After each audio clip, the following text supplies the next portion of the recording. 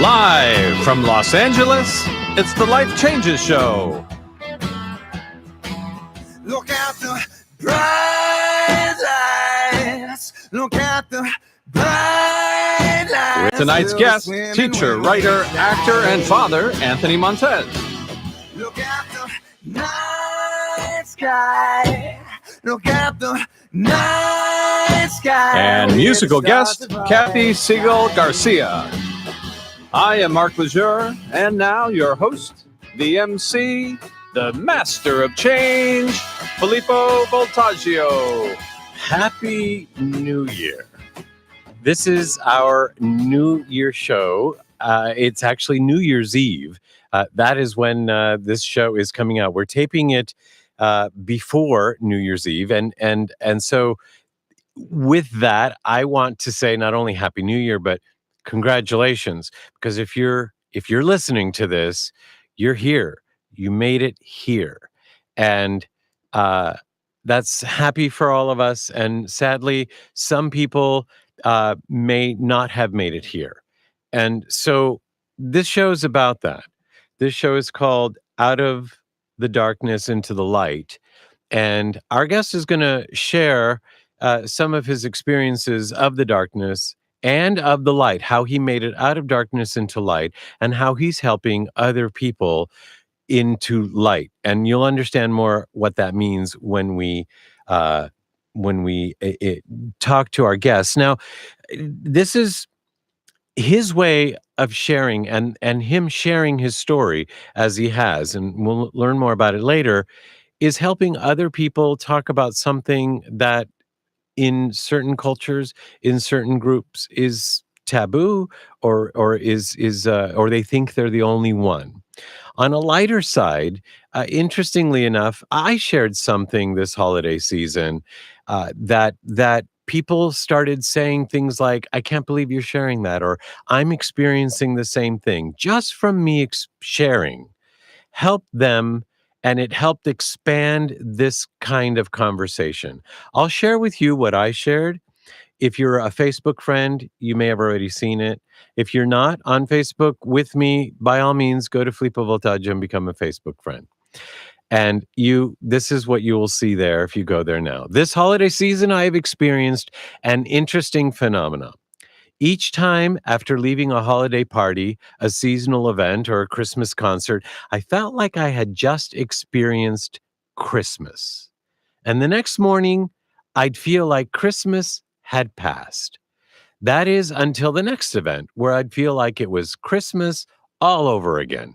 The past couple of days, with more events, it has felt to me like I was living somewhere between the stories of A Christmas Carol, in which the main character wakes up to realize he hasn't missed Christmas, and Groundhog Day, in which the main character relives the same day over and over again.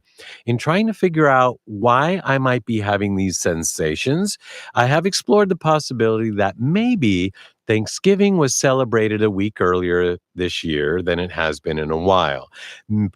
Maybe because of that, Christmas decorations and holiday advertisements seem to appear in stores and online much earlier this year as well. I also noted that since I have a lot of friends who celebrate Hanukkah, that it seemed to be celebrated a lot earlier this year than in recent past years. And although all of this was true, I came upon yet another reason that brought it all home for me, and it came to feel like I had received the greatest Christmas gift ever. Perhaps fueled by the fact that I have known that I would not be able to spend Christmas Day, or New Year's Eve for that matter, with friends and family, because I'll be performing in Europe, I consciously chose to celebrate each event leading up to my trip as if it were my special Christmas. As much as I knew how, I became as present as possible. Well, as much as I knew how, I became as present as possible with everyone at every event during my doing my best to give and receive my best understanding of the Christmas spirit. I also chose to spend less energy buying things and more energy taking the time to meet with people, do for people and do with people than I usually am able to take the time to do. In essence, I was giving less presence with a T and giving more presence with a C. Consequently, I found myself more present than I probably have ever been on Christmas Day in the past, wherein I have wondered, did I buy enough presents? Did I spend enough on this or that person? Based on the gift they gave me? Did I buy the right size for them? Will they like what I bought? Are people eating and liking the dish I made? Sadly, I could go on and on. Happily, however, this year it has been different. And the best part is that I get to continue doing it at several parties, events, concerts, performances until Christmas Day. And if I can, I intend to take it to Europe and back and into the new year and beyond. And I'll give you an example. Just from sharing that, somebody wrote on my post. Actually, it was Nancy O'Connor Cochran. I just gave a shout out to you and Happy New Year to you. She wrote, I can't believe I'm reading this. I've been experiencing the same thing. I've been experiencing that same feeling after each traditional event and party I've attended this holiday season. And so other people have shared how this has been the feeling for them this year, and maybe others will feel like this next year or maybe all year long.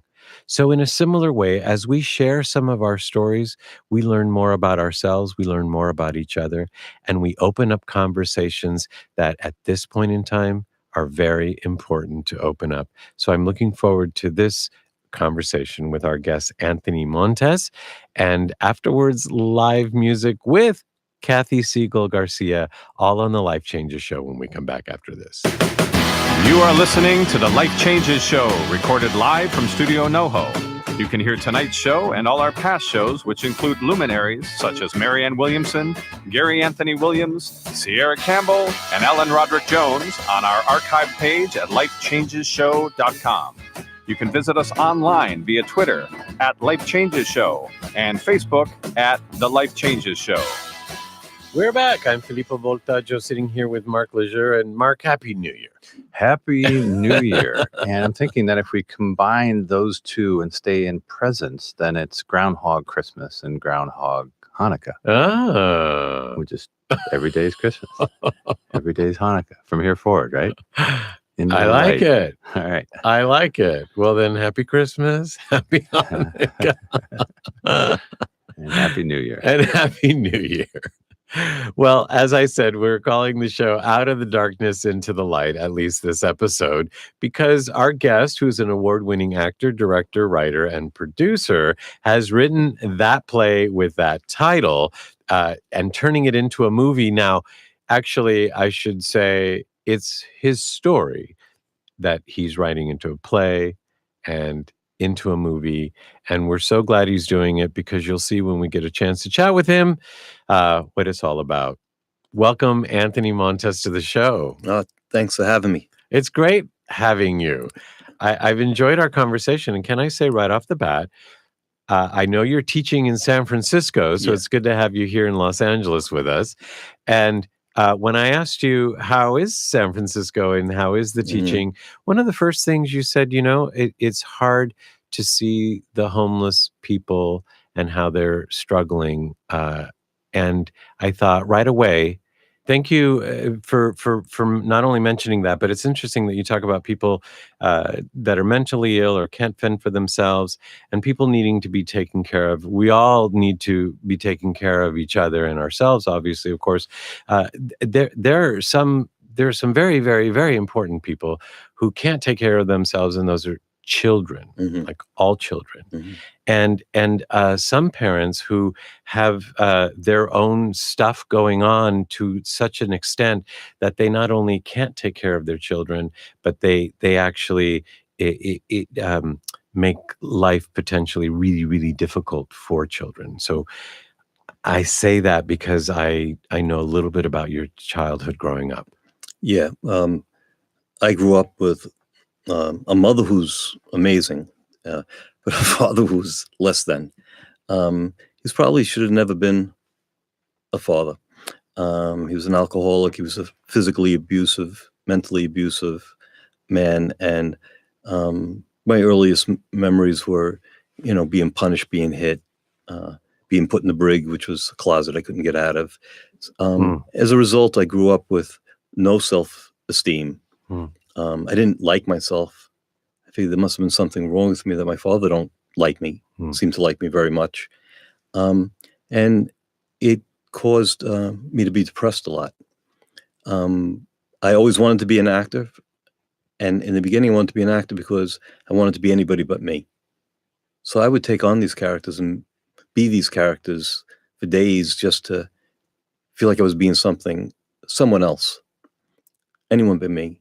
It wasn't until I got older and started teaching acting and acting and realized I wasn't becoming someone else. I was really getting in touch with who I was as a person. So it was my father's negative impact on me that really put me on the tracks, literally, in 1983, July 4th, when... Yeah, we'll talk about that. Yeah, actually. but yeah, he probably shouldn't have been. But he did give me a great book as a father of what not to do. That's why I wanted, to include father, because that's the thing I'm most proud of, is being a dad. You are a father, Yeah. and you just the smile that comes on your face while you say that. Yeah, no, and well, I think I'm fortunate. My transformation out of the darkness, I can't give all the credit to myself. It's more my son Matthew has helped bring me out of the darkness, probably saved me from myself. So I'm very fortunate. Wow, what a story. Actually, you started to allude to something that we will talk about when we come back. Something about the track. So, out of the darkness into the light, we're talking to Anthony Montes, and a little later on, we're going to have Cathy Segal-Garcia joining us here in the studio to perform for us live, all on the Life Changes show when we come back after this. Hey guys, this is Michaela. So I'm here to tell you about the DNA Institute. If you haven't heard of it already, I wanted to let you in on it because it completely changed my life. A few years ago, I was 30 pounds overweight. I wanted a career, good friends, a loving family, and financial success, and I didn't have any of it, so I ate. Within 6 months, the DNA Institute treatment not only helped me lose the 30 pounds, it also rebalanced my hormones, healed my metabolic and digestive system, and made my higher functioning brain so loud it became impossible to overeat when I was full. Don't we all want that? So many of my friends and family turned to the Institute after they saw my success. All of them lost their desired weight, ranging from 8 to 60 pounds. I found this to be so different than anything I'd ever tried before, and it was easier than anything I'd ever done. It's not a supplement or a diet pill. It's a genuine, doctor-prescribed, custom medical treatment made just for you. It doesn't matter what your situation is or how much weight you have to lose. I believe the Institute will get you to your goal. My experience is that this is more than just a weight loss system. It's a biohack to a better way of looking, feeling, and living. When I started, I had never heard of the DNA Institute, but the fact that they've been in Beverly Hills since 1982 gave me a real peace of mind. Now that you've heard of them, click on the DNA ad at lifechangeshow.com and get your customized formula started today. Change your life like I changed mine. You are listening to The Life Changes Show, live from Studio NoHo on the BBS Radio Network. You can hear tonight's show and all our past shows, which include luminaries such as The Green Children, Dan Millman, Hot Rod Fuller, and Mike Marino on our archive page at lifechangesnetwork.com. You can also follow us online via Twitter at Life Changes Show and Facebook at The Life Changes Show. We're back. I'm Filippo, sitting here with Mark and, of course, our guest, Anthony Montes. Okay. So you alluded to something about the tracks, and you literally meant tracks. What happened in what did you say, 1983, July 80 4th. July 4th? Yeah. Wow. Yeah. I had enough. I was working 3 jobs just to pay my rent. All I ever wanted to do was act. I didn't have anyone in my life and didn't think I ever would have love in my life. And I just wanted to silence my father's voice. And as the train was coming, I thought, well, this will do it. Hmm. And I jumped. Now, you had thought about this kind of thing for Many times from being a child. I didn't want to be here. I didn't want to live in a world where I wouldn't experience love. No one would ever thought I was thinking these thoughts. No one would have ever imagined I would try to take my life because I was always the class clown, the entertainer, fun, always smiling, laughing. But like a lot of people, underneath all of that, there was this deep pain. It's interesting, too, that you probably didn't think other people were feeling the same things. No, I thought, I grew up in a house that we were taught what goes on in the house stays in the house. So I didn't know what was going on with other people, you know. But it looked like everyone else looked like they were doing way better. Yeah. You know, everyone else looked like they had a wonderful life. Right. And what I know is that's not true either. Yeah. And I know a lot of people suffer in silence with depression. You know that now. I know that now. Yeah. Not at the time. Yeah. No, and I just felt like the victim. And every time an opportunity came in my life where it was change, I was like, why is this happening to me? I would take a bad thing and make it worse. And I had enough of those bad things. And I couldn't see that there was any light at the end of the tunnel. So you weren't actually like saying, okay, it's July 4th. This is the day I'm going to do something. No, yeah. It wasn't thought out that way. It was in the spur of the moment. I was actually in my head in an argument with my father and, you know, saying it. And I remember him saying in my head, you wouldn't do it. So I wanted to prove him wrong. He hadn't literally said it to me. Yeah. But that was the feeling I had at the moment. Yeah. How old were you? 27. So talk about spur of the moment. As you did this and you did that part, it was successful. Then you had another spur of the moment thought. That fascinates me. Well, it was my father's voice inside my head that put me on the tracks, and the image of my mother having to see a son this way that took me off the tracks. What's the word that describes that moment? What was that? Well, like love. It was a realization. Well, yeah, love. Well, she is all love, and I just knew the pain this was going to cause her, that I was going to cause her. Yeah, you know, that this was really unthinkable. You know, if I didn't have her in my mind, if it was just about me, I don't know. But I did know she loved me, but it wasn't even, I just couldn't put it through that. The irony here is that you didn't want to live in a world that didn't have love, and yet you had it, but right. The other was just so strong. And right. That happens to so many of us, is that we focus on, like you even said, take a good thing and make it bad even. Right. Well, I think it's easier to focus on the darkness. Or at least it was for me. You know, even I would keep a diary, and all I wrote about was what had gone wrong. Right. I've changed that in the last 4 years, and that has changed.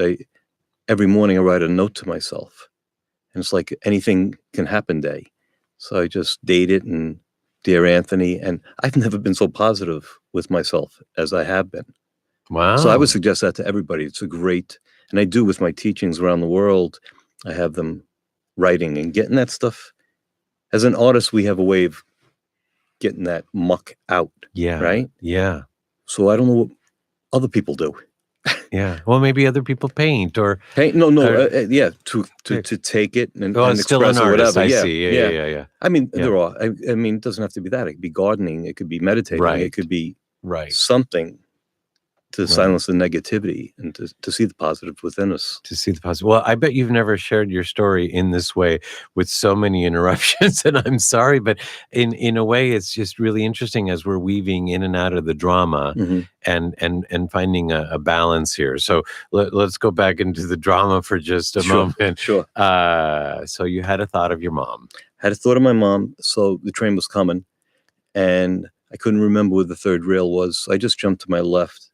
And I was able to it was outside, so I was able to grab onto the fence and pull myself in, but the train clipped me in my left elbow, and there was so much blood, I thought I had lost my arm. And they positioned the train to take me off, to help me out. I asked them if my arm was still there, because there was so much blood. And they said, yeah, and I said, okay, I'm going to go home. And they said, no, you can't go anywhere, the ambulance is coming, you have to go to the hospital. Which I did, and the nurse had me call someone. It was before cell phones. It was 83, and I called my mother. It was 3:23 in the morning. I said, "Ma," and as soon as she said Anthony, I couldn't speak. I was so filled with emotion, and I gave the phone to the nurse, and she just said, "Anthony's been hit by a train. You have to come to Elmhurst Hospital," and hung up. Wow. Yeah, so I thought, oh my God, how could you hang up on my mother? Tell like it. Yeah. She must think I'm in pieces. And I called her back. Love.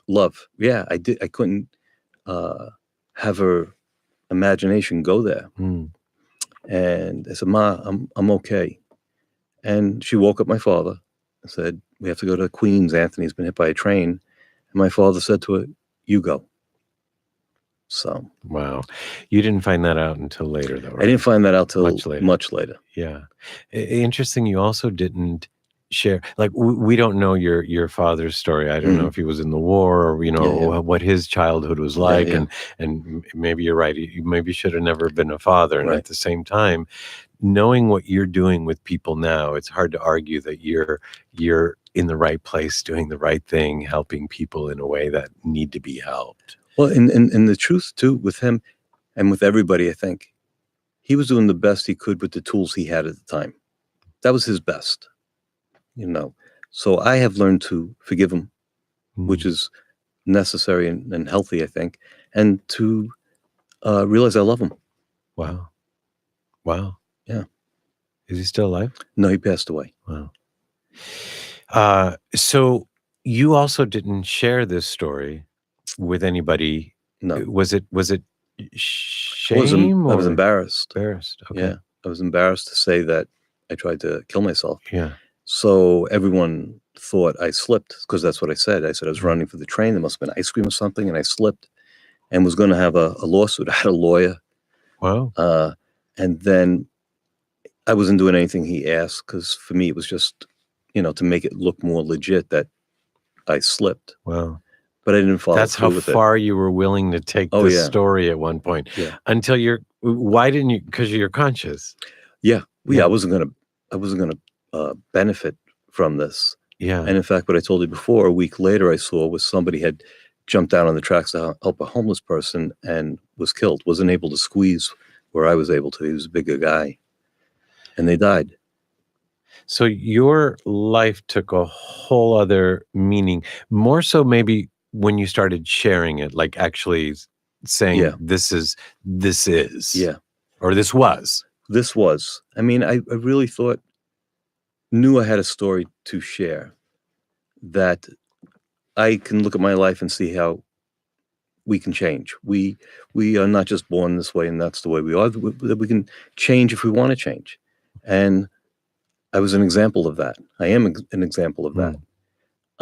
So you're a survivor in more ways than one. I'm a survivor, and I've been gifted this additional 35 years.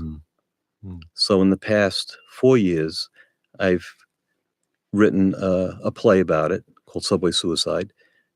I turned that into a feature called The Last Train, and now my one-man show, Out of the Darkness into the Light, which is even more impactful, I think, because it's live and it's in person, and I do a Q&A afterwards, and everybody wants to talk. Speaking of everybody wants to talk, you've had children want to talk to you. Yeah.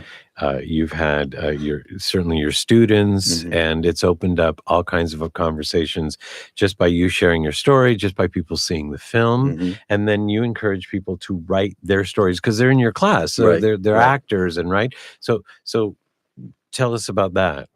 Well, I had formed the Montes method, which is my way of teaching acting. It's a combination of other forms, but one of the things I do is have them write.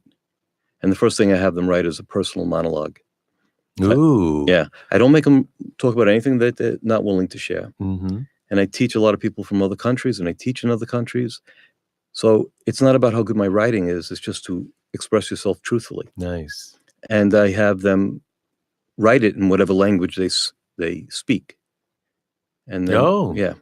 And they don't read it the first time. I have another actor or actress read it. So they're hearing it for the first time. Wow. Coming out of someone else's mouth. Wow. And it's a great, well, for actors, it's great for emotional preparation. But for us as human beings, it's like, I don't know, it's a great healer. It's Yeah. it's very forgiving.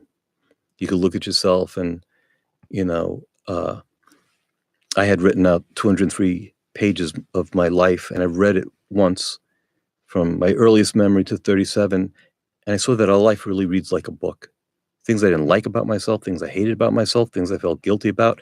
When you get to that point in the book, that chapter of your life, you realize, oh my God, I've been judging myself by what I know now. I didn't know it then. Mm. That was the best I could be. That was the best I could have done. Mm. And then I had to accept that about my father too, because I wasn't just letting myself off the hook, but it was the truth. And, yeah. And I went to the beach and screamed out over the ocean, I don't take any responsibility for anything I've ever done in my life. It's all my father's fault. And I drew a line in the sand and I stepped over it and I said, whatever I do from this day forward is on me. So, and then I recognized things about myself and my life that I had to change if I was serious about changing.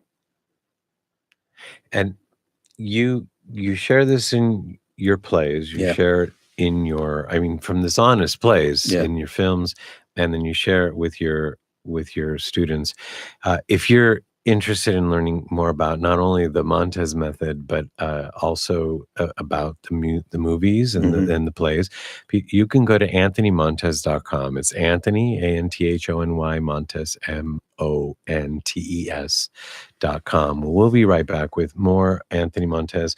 Just a few more minutes more is all we'll have time, but wow, already. And thank you for sharing like you've been sharing. We're going to have our Ask Dorothy segment with our producer, executive producer, Dorothy Donahue, and then live music here with Cathy Segal-Garcia, all on the Life Changes Show when we come back after this. The Little Dog That Could is the fantastically true story of a man and a little dog that came into his life as his mentor to help him understand the world beyond his human senses and to experience life, love, and healing beyond his human understanding. Best-selling author Filippo Voltaggio, who currently hosts the highly regarded Life Changes show, is an internationally known singer, speaker, and life coach. Filippo offers up his own story, how one little surprise package in fur and 4 legs transformed his life unexpectedly forever and furthered his path of self-discovery. In The Little Dog That Could, Filippo brings to life the meaning of the adage, when the student is ready, the teacher appears. Through the reading of this book, you will experience the journey of real miracles that transcend time, space, and logic while gaining practical tools that will help you navigate your way. The Little Dog That Could is available through Amazon and Barnes & Noble. For more information, visit thelittledogthatcould.com. That's thelittledogthatcould.com. You are listening to the Life Changes Show, recorded live from Studio NoHo. You can hear tonight's show and all our past shows, which include luminaries such as Mariel Hemingway, Shadow Stevens, Barbara Morrison, and Kyle Cease at our archive on our website at lifechangesshow.com. You can also follow us online via Twitter at Life Changes Show and Facebook at The Life Changes Show. We're back. I'm Filippo, sitting here with Mark and, of course, our guest, Anthony Montes. And I have to say, give a big shout out and thank you to Lael Belove, who met you and immediately thought of us and said, "This is a conversation for the Life Changes show." And boy, is it! Yeah, no, she heard it, saw it, and that's what's been happening with a lot of people. Not in this level, but nobody leaves the theater afterwards. Everybody wants to share their story. So Mhm. I'm happy to listen and help keep hope alive. And one last thing, actually, because Lael introducing you to us is like a sign to you Mhm. that you're on the right track, Yeah, yeah, and yeah. that you're connecting with the people who get it, Yeah, right, and that you are hope, and that you are keeping it alive, and all of that. So just share with us what signs mean to you. Well, I don't believe in coincidence. I believe in synchronicity. Hmm. I believe that there are signs that if you leave yourself open to it. A Hmm. big sign from my grandfather in my life is daisies. And I Oh, could do a whole show just on the daisies, but I won't. and someday maybe you'll write it. Well, it is. It's in my one-man show. Oh, it is? It's one of the Okay. stories. But when we met and she wanted to talk to me about you and where she saw me going with this show, as we're talking, she's got these daisy earrings on. So I don't know if I'm sitting here if she's got something else. If she's got diamonds, I might think, but.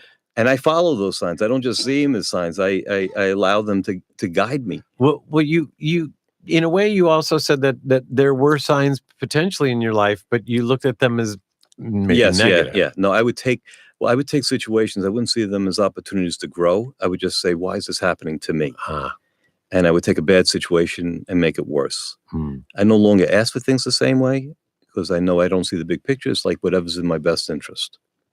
Nice. Yeah. Nice.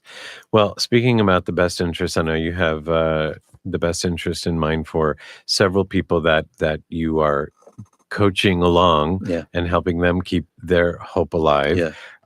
You have offered that if anybody wants to contact you, they can do so through AnthonyMontes.com. Mhm. Montes, Montes.com. What a beautiful thing. And I should say, just watching even the clips, we put a clip on our website on the page that we created for you, Anthony, just watching like the official trailer Mhm. of The Last Train. Uh, It just conjures up a lot of emotion and already that support. So Yeah. I look forward to seeing that film, actually, and many more. More power to you. Oh, thank you. And you guys are doing a great job with your show, and you're changing lives as well. So you should be proud of yourself.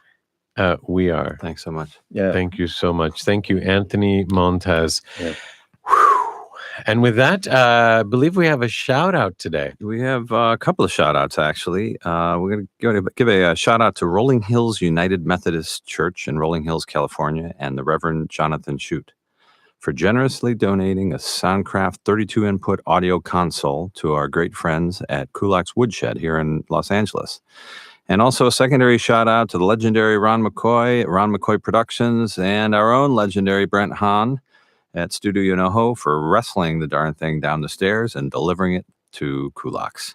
Kulak's Woodshed is a live music venue and multi-camera broadcast standard HD recording studio with multi-track audio, specializing in the promotion and celebration of singer-songwriters. All shows are webcast live with seating for 49 people. Artists range from beginners to Grammy winners. Check out KULAKS woodshed.com, kulakswoodshed.com. And with that, it's time for our Ask Dorothy segment. Dear Dorothy, my name is Nathan, and I am 13 years old and live in Brentwood, California. My mother has taken your workshop and listens to the Life Changes show, and I often hear your Ask Dorothy, and I like how you answer some interesting questions. So I thought I would see if you would be kind enough to answer mine.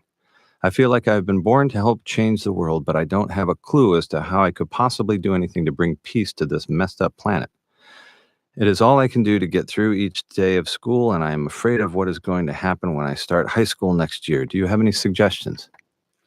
Dear Nathan, I am very excited for you because I intuit that you are right about coming to Earth to help change it for the better.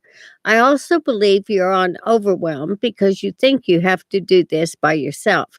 The truth is that there are so many of us who have come to Earth at this time to assist in bringing peace and goodwill to all.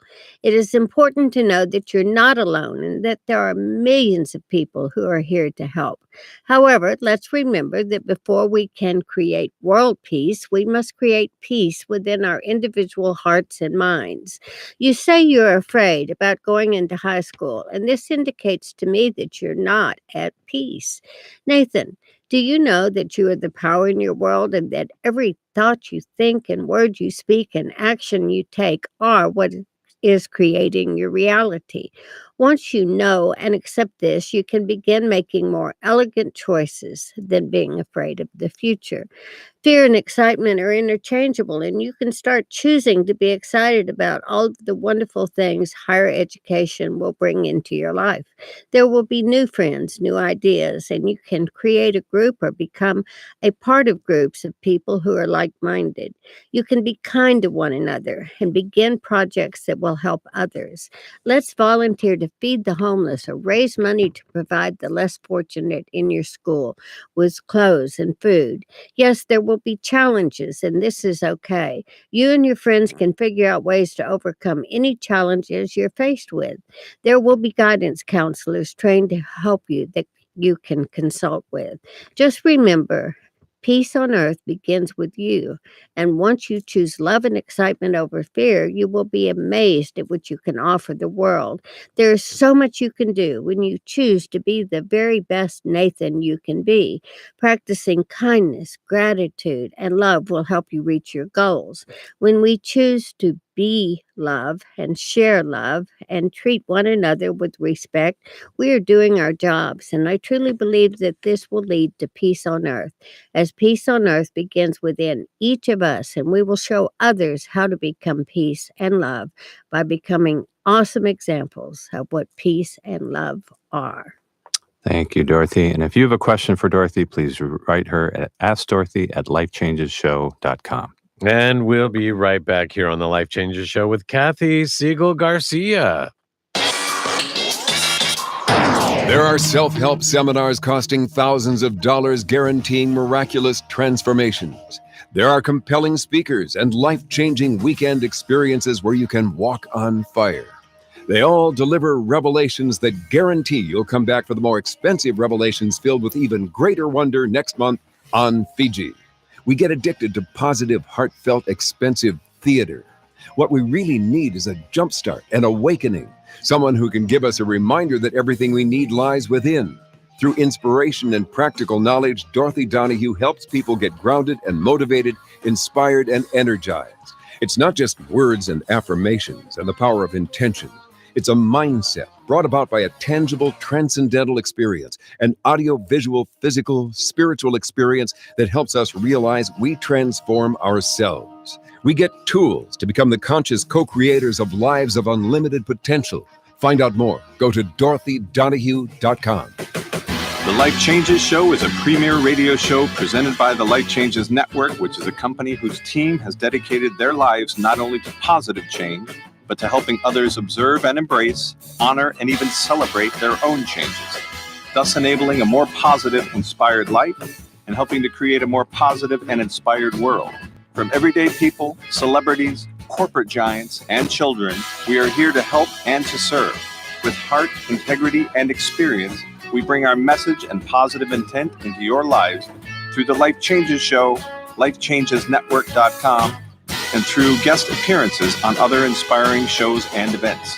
If you wish to learn more about Life Changes Life Coaching, a private consultation with one of us, corporate or live event appearances, or if you would like us to appear on your radio or TV shows, please email us at info@lifechangesnetwork.com.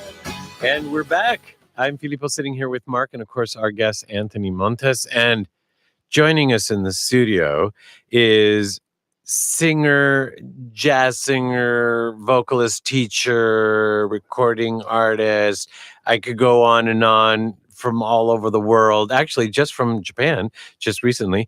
Cathy Segal-Garcia, welcome to the show. Thank you so much. It's great to be here. It's great to have you here, actually, in more ways than one. You came in inspired to share something that we never would have known if Anthony hadn't shared his story, which is exactly what we said at the beginning of the show. What was it that you shared when you walk in the studio? Yeah, well, when I was 17, I was I had a good, what you'd call a good family life, but my father ran around on my mother since the day they were married. But what he did was, we had 3 kids. I was the youngest, and he had me as his buddy. So I was the only person that he would tell the truth to. Oh gosh. And so, anyway, it was very confusing. And finally, when I was 17, I just felt like I had had enough. I had tried to run away several times, didn't work. So I decided, okay, this is the way I can control my own life. I can kill myself. So I slit my wrists, and I was found by my mom, and she sent me to a nice hospital where there were all different ages of people. And it was the best thing that ever happened to me in my life, because I could actually talk to people and see that they were the same as me. Everybody, no matter who it was, where they were from, how old they were, we all shared the human experience. Exactly the same feelings, but at different times, because we all create our lives differently. And obviously this story would have not come out. Maybe you don't even think about it often. No, I don't. And having shared it like this, especially from yet another perspective, as a woman, as a singer, there are even more people that will hear it and resonate and catch it maybe beforehand. Yeah, I really think that people don't, they experience this idea that they create their own life and they can make choices, but then they somehow forget about it. They lose focus on it. But I think shows like this, where people are speaking about it, remind them. And I didn't even think about it until I heard the show. Wow. Yeah. Wow. Cool. Wow. Well, so thank you for being here, literally. And Thanks. you've also gone on to not only change your life, but you obviously are appreciated as a singer. You also teach, and it's interesting that you also related some of your life experiences. Obviously, you translated into music. Let's talk about a little bit about that. Yeah. Well, I've always been very philosophical. And when I started teaching, I was fascinated by the actuality of voice technique and life, and singing jazz had the exact same lesson. Like, the thing I would be teaching a student, I was totally knowing that it was a life lesson and a singing jazz lesson. For instance, being in the moment, right?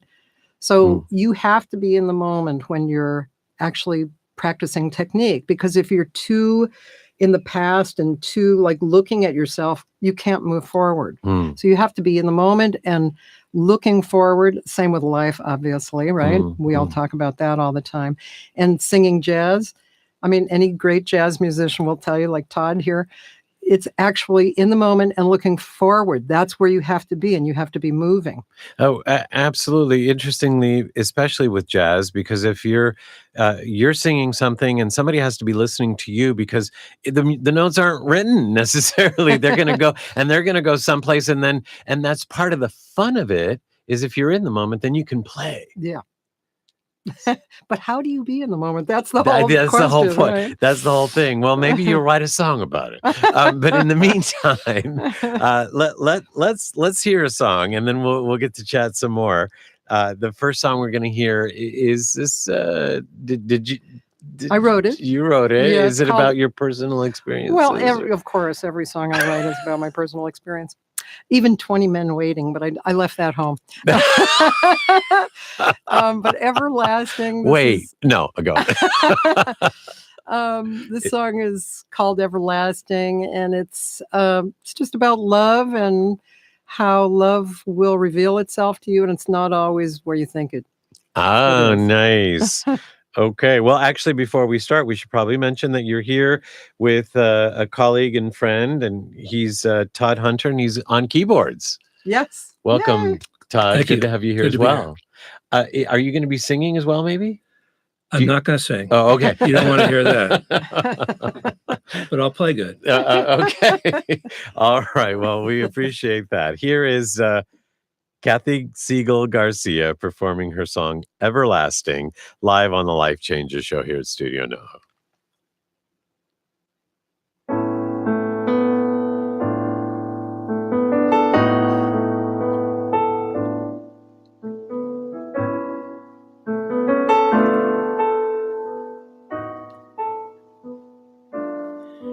The song of love is everlasting.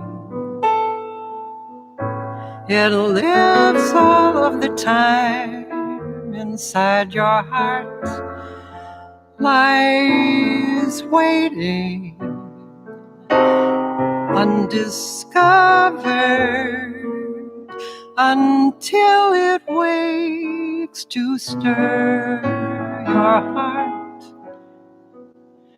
The song of love is everlasting, and time is just a player in his part. In a moment, you can know all the love you feel within your heart. If you search, you may not find it. It comes as a surprise. You might turn and suddenly you'll find it in his eyes.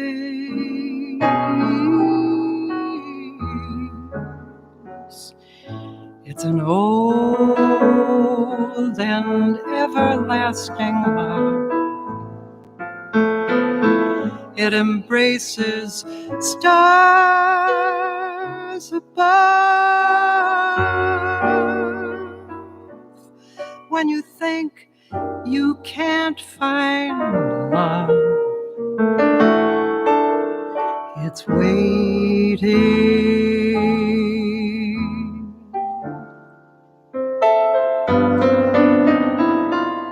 Oh,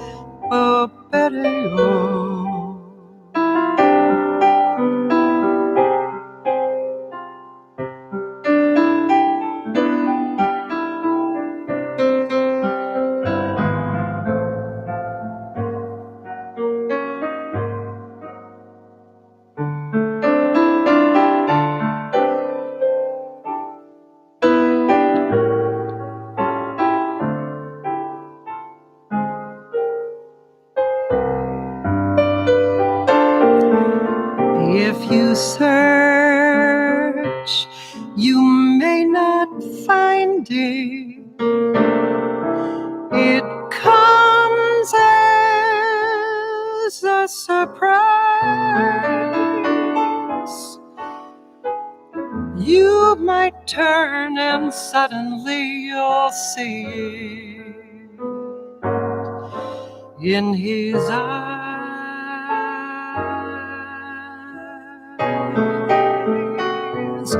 It's an old and everlasting love. It embraces stars above. When you think you can't find love, it's waiting,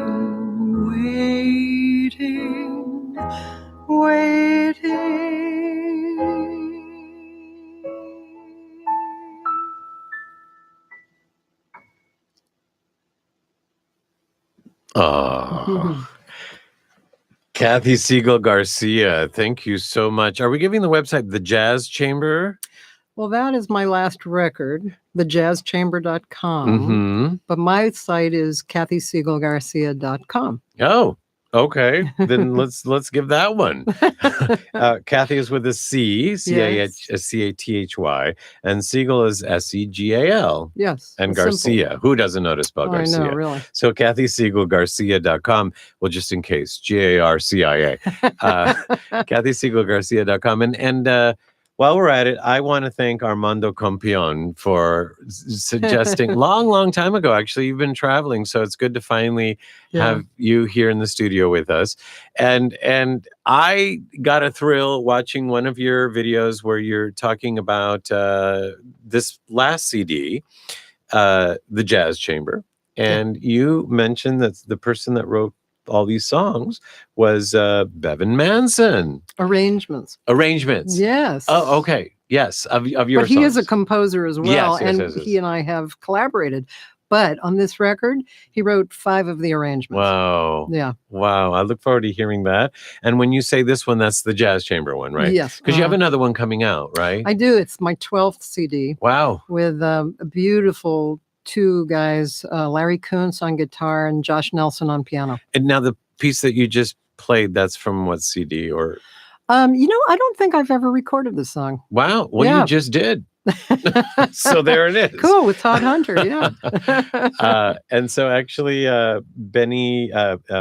Bevan's wife, Jenny Hansen, was also playing on your CD. That's right. Yeah, so I she's thought that was very really talented. Cool. Yeah, she's wonderful. Yes, she is. They both are actually. And Bevan has been on the show, but Jenny hasn't. So we're gonna have to. Oh, cool. We're gonna have to remedy that. Yeah.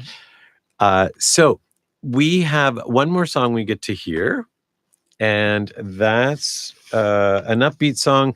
This actually this is kind of what we've been talking about. Yeah, I know. That's why I picked these songs, because I knew it was going to be.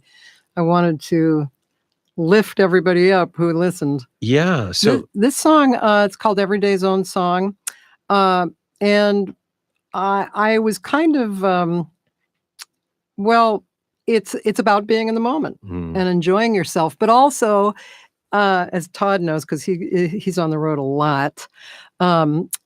It's when you go on the road, it's kind of rewarding because you don't have to wash the dishes and you don't have to make your bed if you don't want to. You go someplace, somebody's there to meet you, and you have a gig and people are applauding. Yeah, it's a nice experience, Yeah, not everybody that's on the road has that experience, Cathy. And but I'm glad to hear you do. I've had bad experiences too, but this is kind of an ode to being on the road, but also you'll hear it talks about being in the moment and opening your eyes and being happy with where you're at. Okay. Well, then knowing also how much Todd travels, we're glad Todd Hunter is here today with us to accompany Cathy.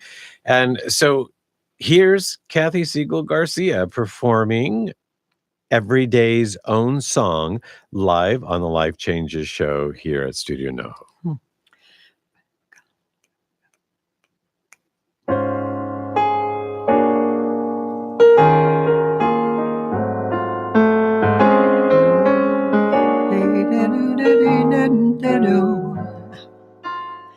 Back on the road I go through states of repose where stress will fall away.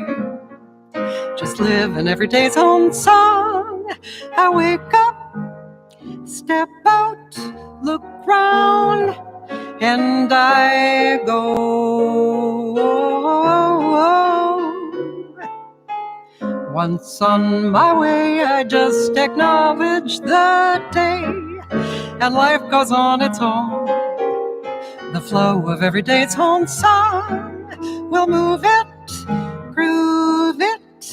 I will lose the song I sang before today. And as the day moves on, It takes an air of color as I paint the canvas free. Tone and rhythm added, they stir together as they flow into changes, and they change into a feeling as they move me along into the day's own true song, a joyful melody where I can live the day's own song. I'll take up my heart and move on to the song.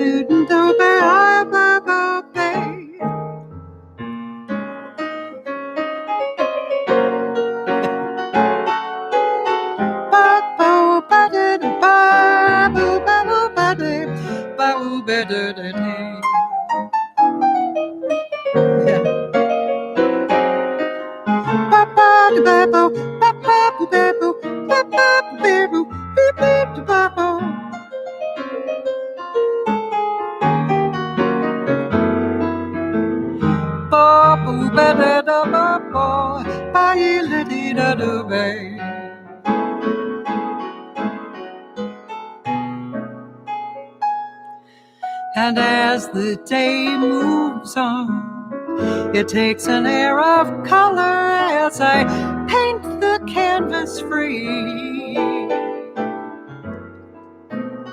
Tone and rhythm added, they stir together as they flow into changes, and they change into a feeling as they move me along into the day's own true song, a joyful melody where I can live the day's own song.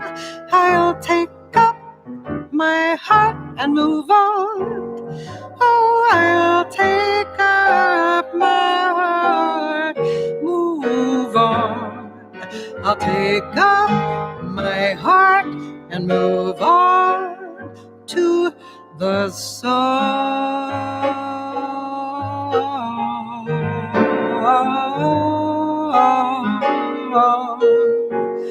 to the song.